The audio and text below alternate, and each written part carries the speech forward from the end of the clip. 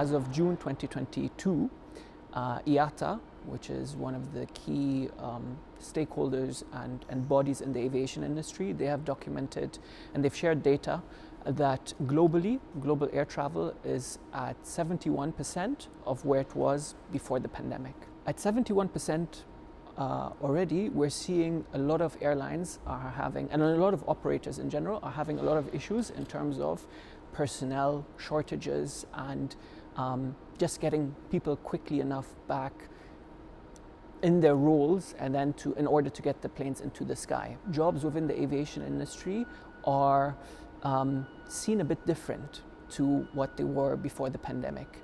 Now, if someone considers joining the aviation industry, they will ask themselves, what if there's another variant? What if there's another pandemic? Will I lose my job? So there's that uncertainty. This effect will most probably continue in its current form for the near-term future, and that is because in order to get people back up in there, in order to get people working in aviation jobs again, it requires, depending on the role, a certain amount of training. The UAE has been doing relatively well. So over the past 10 years, or actually even longer than that, the UAE has really built out its aviation training infrastructure.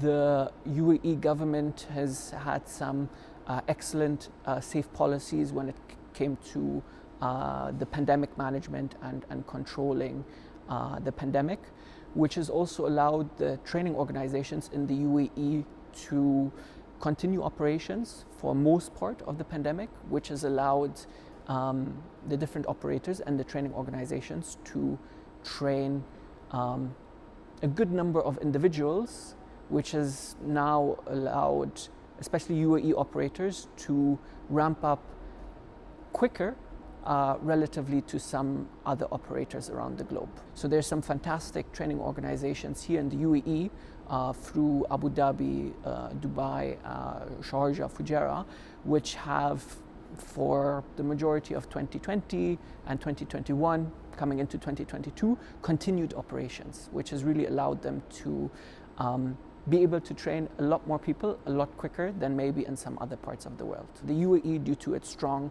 aviation industry, has really invested heavily over the past more than 2 decades on building world-class and global training infrastructure, where you see now that not only are the UAE training centers are training for airlines in the UAE, but throughout the region, and then depending on the role throughout, you have pilots coming from all over the world to the UAE to conduct their training.